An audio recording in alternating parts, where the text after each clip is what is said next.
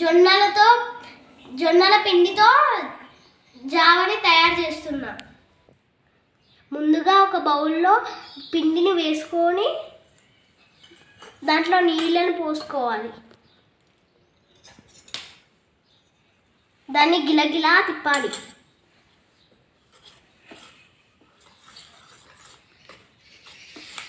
ఉండలు లేకుండా తిప్పాలి.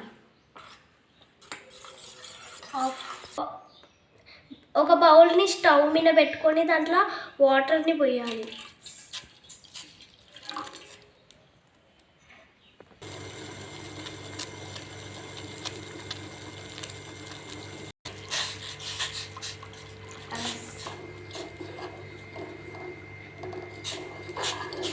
తగినంత సాల్ట్ వేసుకోవాలి.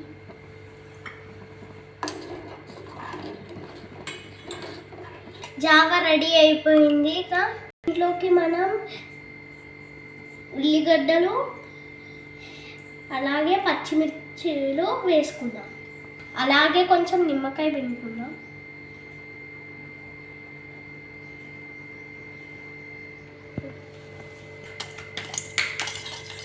పెరుగుని కూడా పోసుకుందాం. జావా రెడీ అయింది.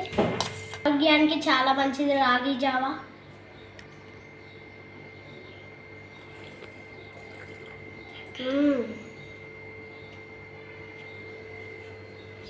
చాలా రుచిగా ఉంది. నా వీడియో కనుక మీకు నచ్చినట్టయితే లైక్ చేయండి, షేర్ చేయండి, సబ్స్క్రైబ్ చేయండి.